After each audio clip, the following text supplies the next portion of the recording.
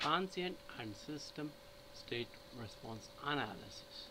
System response in time domain.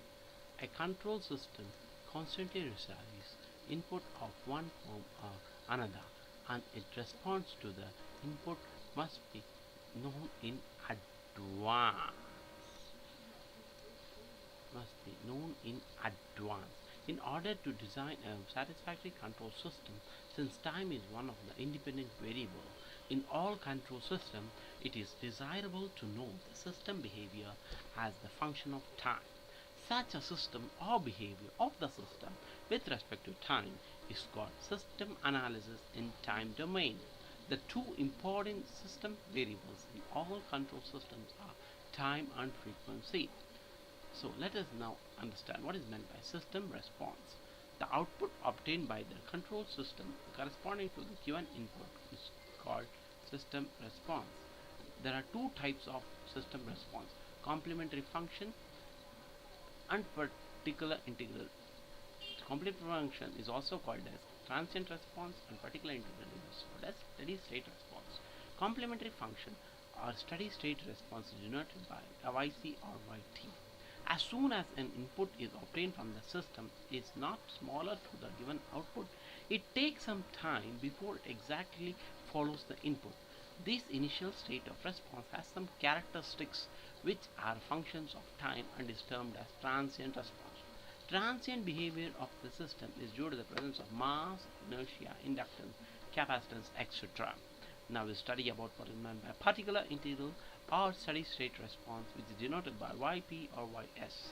It is the ultimate response obtained from the system after some time is elapsed theoretically, i.e. time is infinite. It doesn't mean that steady state response can have a value independent of time, but it should have a fixed response. For example, sinusoidal response.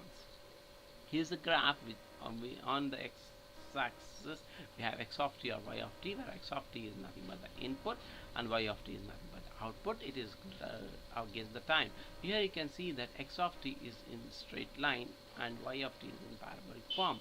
The difference between x of t and y of t is denoted by steady state error. All the time steady state response may not agree with the input. Under some condition, the steady state difference between the input and output will be maintained is called steady state error. Now we'll understand what are the different types of test signals or input signals for the purpose of analysis.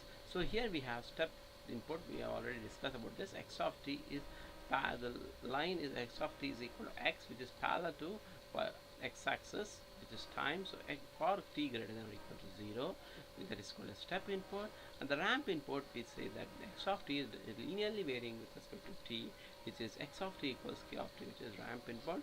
And then we have the third one, which is sinusoidal input, which is sine wave. X of t is against t in sine wave form, which is having magnitude k. X of t is equal to k sine omega t.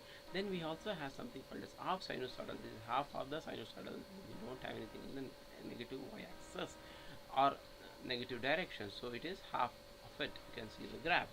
Then we have triangular shape, then we do have square shape, and we have something called as parabolic shape. System may be obtained to a variety of signals in most situations. It is very difficult to predict the type of signal, and sometimes it can't be possible to express the signal by means of mathematical models. The three important signals which are used in control systems analysis are step input, ramp input, and sinusoidal input. Order of the system. It is the order of the highest derivative in the ordinary linear differential equation with constant quotient which represents the system mathematically. Now we'll derive what first order mechanical system response. Here we have a damper C, spring K, spring constant, then x of t is the distance given to the spring, and y of t is given to the this one damper. Then we have the free body dynamic. Here there is no mass, so we have, you see, the y dot in the negative direction, so kx dot in the positive direction, ky is also in the negative direction. We have, by Newton's second law, my double dot equals kx minus ky minus y dot. So on rearranging the terms, we get my dot plus ky plus cy dot is equal to kx. Because m is equal to 0, as there is no mass here, cy dot plus ky